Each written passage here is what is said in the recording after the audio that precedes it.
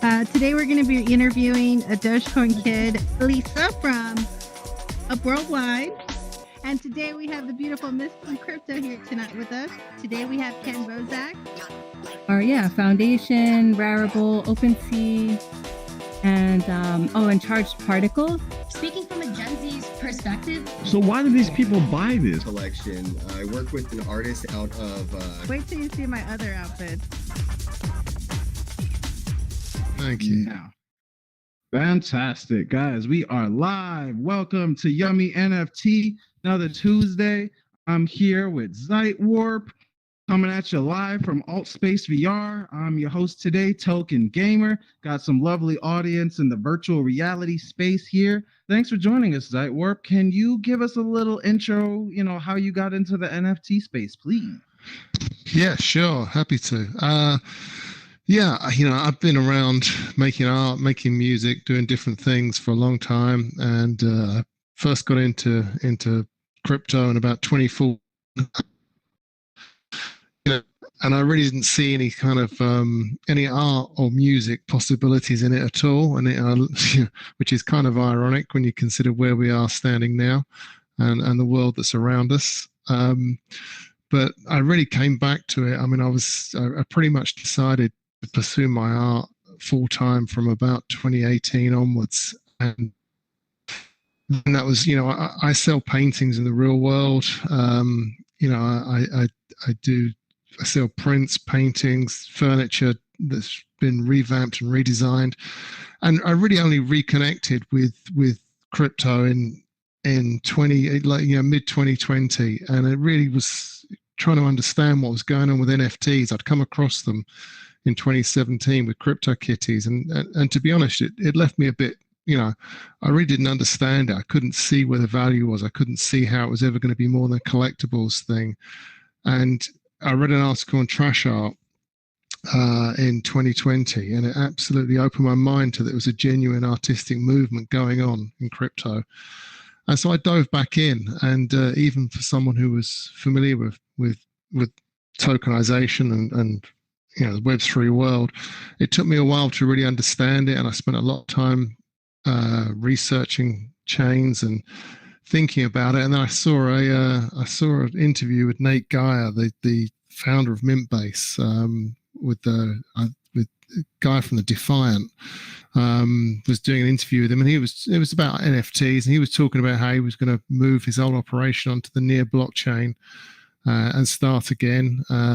And I thought that everything he said about it, I did some more research, and I thought, that's going to be the place for me.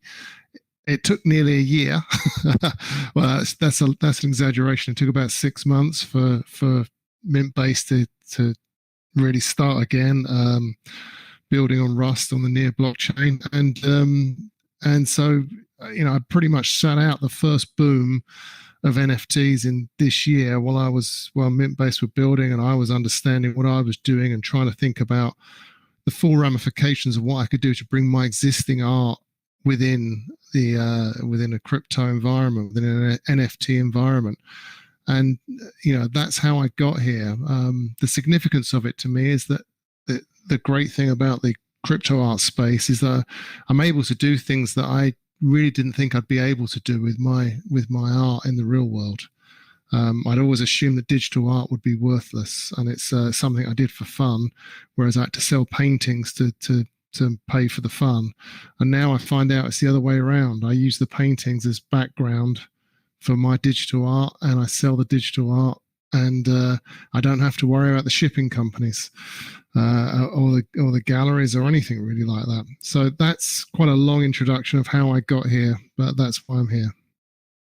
Well, we're glad you're here. And for those that can't see, if you come join us in Altspace VR, we got a little gallery here of some of his art pieces, which I believe you said are running on mintbase.io, and that's now running on the Near protocol. Can you talk to us a little bit about the difference between, let's say, Mintbase running on Near versus like other platforms, Rarible and so on, that are running on Ethereum, which are different protocols that other people would be aware of? Yeah, well, I mean, I assume most people are pretty aware of the Ethereum platforms. Obviously, OpenSea is the big is the big beast of the Ethereum NFT space, but obviously you've got a number of different platforms that have been really successful. When I was looking at it, the sustainability question was the thing that got me. Gas fees had obviously taken off in late 2020 as I was really understanding what I was going to do in the space, and there was a big sustainability question, and one of the things, I'm not, I'm more Gen Z, I'm more Gen X than Gen Z. I've had a career doing things, and sustainability has become one of those things that's become big in my mind. And there's people from my generation. We've kind of, we've got a responsibility to look at these things, because we're the ones that have been, causing a lot of these problems for the last 20 or 30 years. So, looking at NEAR, it was accredited carbon neutral, and it had a commitment to that. And so, reading everything I could understand about the space and understanding about what NEAR were doing, it seemed like it would be the most comfortable approach for me to go with them. I mean, there are some great other proof of stake blockchains that are, you think of the Hicket Nunk, the hen market on Tezos, and Solana obviously has an NFT market now, and but NEAR really kind of sold it to me with the fact that they were actually accredited as carbon neutral by South Pole Global, and they had a number of initiatives tied up with South Pole, and that was their key thing. I mean, today I was watching the NEARCon. They wanted. I'm not there, but I was watching it on the Metaverse, and half the day was spent talking about sustainability and how to onboard the next billion people to blockchain in a sustainable way. And that was the message that really got me. It's this clean NFTs, green NFTs, and that's why I decided to sit out what was going on in Ether and wait and basically set my stall out in NEAR and say, this is going to be me. This is where I'm going to be. I love it. I mean, he's bringing up some valid points. You guys care about our planet and the amount of energy that's being consumed for like Bitcoin, which is running on the proof of work blockchain, which utilizes the energy from your computer to be able to validate the transactions that are processed on its blockchain. Ethereum right now, the second largest cryptocurrency, is also using that same consensus algorithm, proof of work, to be able to verify the transactions on the Ethereum blockchain. And eventually they say they're going to change to proof of stake. Supposedly it's coming next year. I feel like I've been hearing that it's a year since 2018. But okay, whenever we get to that point where they switch to proof of stake, we'll have a mechanism that's more sustainable. Hopefully, we'll see those numbers when they come out. But to see that there are other platforms right now, like he brought up, NEAR protocol, you can use a platform, Mint-based, that he's on to host a lot of these NFTs, these beautiful art pieces where he did real art in the background that he painted in the real world, but then put different digital effects on them. If you go watch some of the videos on here, it's really fabulous with what you've done with your whole nostalgia tagline going. So I guess, can you give us a little background as to why nostalgia, and what's nostalgic that you want to hold on to and share with the audience? Yeah, well, it's an interesting thing. It's this, for me, it's something that I keep coming back to, is that it's not a short answer. No, basically, when you show somebody a piece of old audio equipment, they tend to react with, "Hey, cool, wow, nice boombox," and I always think that there's a far, as an artist and as a thinking about this over the last 20 or 30 years, these icons of nostalgia, they're great, and I've got a house that's full of them. And all the objects in my artwork I own, and so I actually own them. I use them. I keep them. Some are just decorative, but there is a dark side to nostalgia, and that's a cultural arrested development that can lead people to live their lives in the past and not to be thinking forward. And certainly with the blockchain and NFTs, you do see this kind of, the CryptoPunks. People love the 8-bit sort of aesthetic of the punks, and there's a whole, retro vibe within NFTs, and one of the most forward-thinking technology revolutions of my lifetime. And interesting, what's been going on the last 10 years in my country, we've had a Brexit movement, which has been based around turning the clock back to how things were.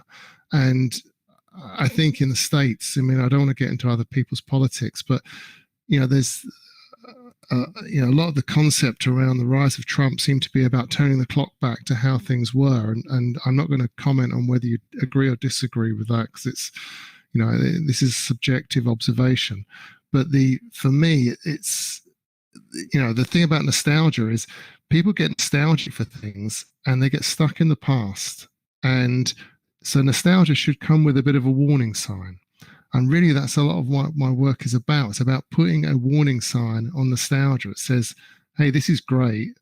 These are design icons. They are part of your life journey. And you can look back at them and admire them. But if you stay stuck in the past, then really, if that was a person, we'd be sending them to therapy. So this is the point. This is the point about it. I see it as a cultural arrested development. So I like to post a warning about nostalgia. It just says, just think about it.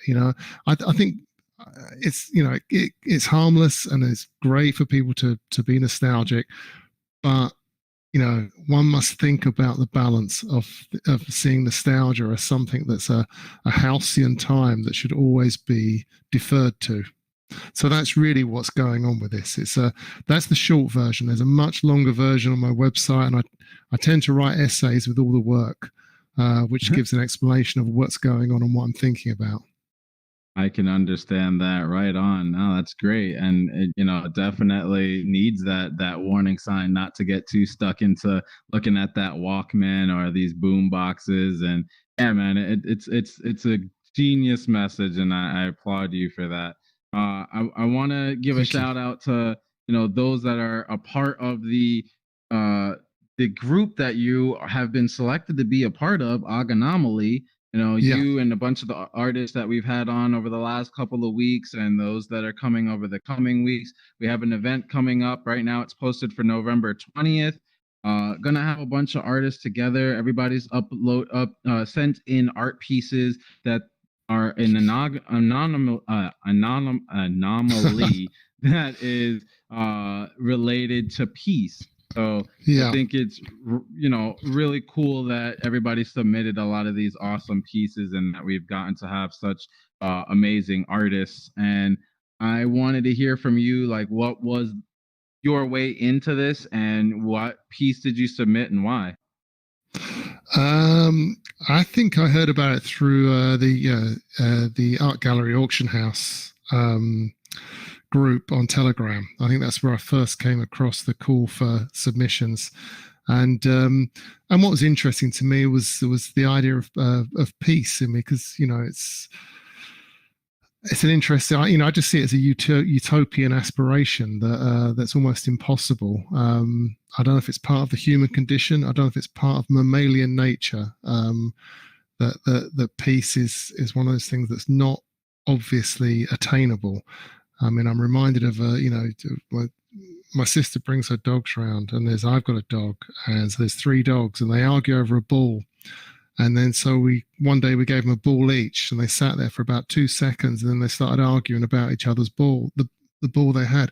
And you think, well, what chance have we got for peace in the world, when even if scarcity causes a lot of the issues with people. But really, if it was utopia and everyone had everything, they'd still find a reason to argue. And that's one of the interesting posits of science fiction, I believe, is that in a post-scarcity world, people can still find a reason to argue. So when I was considering peace, I basically took a painting, one of my abstract paintings that was semi-abstract, that was based on a rainbow spectrum, with the rainbow symbol coming to symbolize Greenpeace and LGBTQ movement. And I basically ran it sideways into a sort of kind of shredder thing, because it was to try and sort of explain this utopian ideal failing. And I don't want to be bleak and negative, because I think peace should be a utopian aspiration that we should all work towards. But the reality of it within a human framework, that's difficult. So again, I love a paradox. So I see it as a kind of paradoxical thing, that you can aspire for peace, but recognizing that, and we should all try to aspire for it, but recognizing that some people will never be happy. and I think that's the nature of existence, unfortunately. Wise words said. Yeah, no, I hope that everybody strives for peace, but if we could all strive for peace, we would meet somewhere in the middle. But some people are greedier than others, so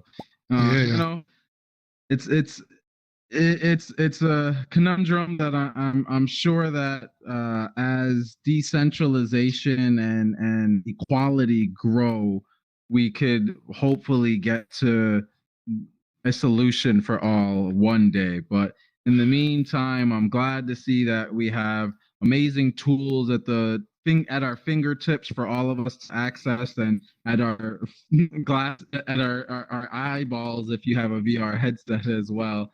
There's some amazing things that are going on in this space, and I'm glad you were talking about earlier that you were at a con in the Metaverse. What platform was what con was it? Well, it was NearCon. So this is the Near Protocol Conference. They're having their 1 year anniversary of being on mainnet. So this is the first physical meetup. It's a 2-day event in Lisbon, and day 1 was today, and day 2 is tomorrow. And I'd like to be there, but I couldn't. So it was broadcast on a metaverse that I've never come across before, actually. So they run a parallel stream on YouTube, so it was easy to watch it there. But they kind of this custom built metaverse that I've never seen before. So it wasn't in CryptoVoxels or anything like that. Did it have a name that I could look up?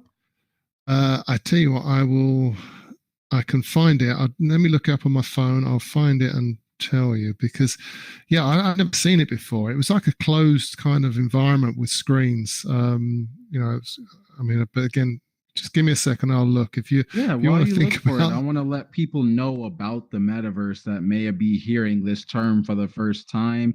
It's that convergence between augmented reality, virtual reality, and in a sense, decentralized tools like the blockchain to be able to create that next version of the internet, where version 1 of the internet was just basically all, just websites with text. There was no real accessible data, whereas Web 2.0 is what we have now, being able to use Facebook, Instagram, and the likes. And it's not just a one-way streak of information, but a two-way street of information, both you receiving information and the platform receiving information about you.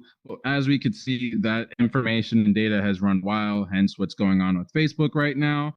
And where we're going next with Web 3.0 and being able to utilize the tools that the blockchain enables us, there's going to be a lot of amazing platforms that come out with ways that people can provide data, but also be able to take away that data just as fast, and be able to cover some data and encrypt it in specific ways. There's going to be amazing things that people utilize this technology for, not just in a 2D screen on your computer, but maybe from your phone with the camera like Pokemon Go, or with the virtual reality headset. We're going to see amazing convergence across all sectors. So really excited for what's going on with the metaverse. I feel like every company should be going in with a focus as to what's our metaverse plan, and to hear that Near is utilizing that technology in some way, shape, or form for their NearCon sounds pretty awesome. Did you find the name of the platform they're using?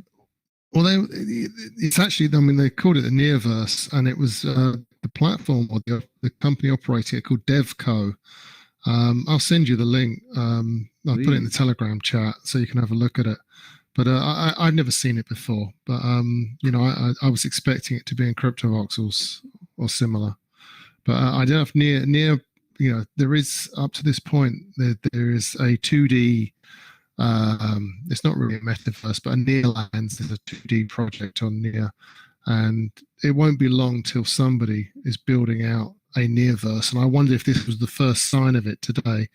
It's the first time I've seen it. I've been in the ecosystem, you know, not a whole year, but coming up for a year, and it's the first time I've seen this. And the Neoverse is the term that everybody refers to as the kind of near universe. So I wonder if this was the first glimpse of something that's going to be on Near formally going forward. But yeah, first time I've seen it.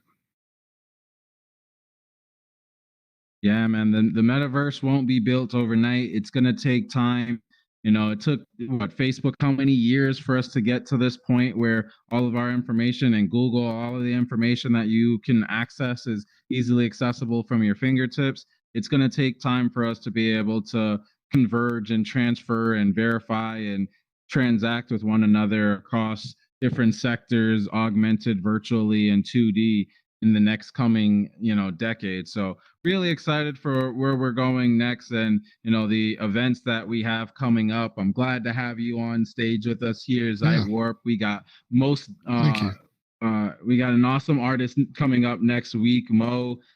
He's been here in Altspace a couple of times, so definitely glad to have him on next week. We're going to continue to have some more of our Anomaly artists. You can check out Anomaly and the Telegram group chat for the art gallery auction house. Shout out to Elisa from Crypto Lover Worldwide for putting all of us together and getting this amazing event put together in Tilt Brush, and she'll be sending me that file soon so I can drop her right here in Altspace virtual reality, and we'll be able to see all of the pieces from all of you. I think we have about 20 different artists that submitted pieces, so we'll have an awesome event here in virtual reality. Like I said, right now you can look for the date in Altspace.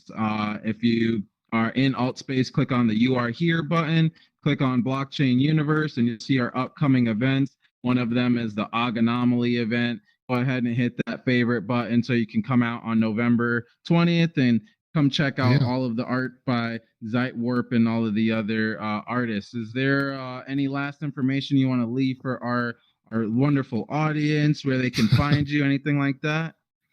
Yeah, I mean, you know, you're going to find me on Mintbase, but yeah, I'm looking forward to the Anomaly thing. It's you know, occasionally I'll be in the Arga itself, the art gallery auction house, and but yeah, no, if you come on the platforms on Near Protocol, you find me. I'm on Twitter, obviously at Zeitwarp, and I'm trying to think where else. I've got my own website, www.zeitwarp.com, and that's pretty much it, really. You know, Twitter, website, that's about the limit of my engagement.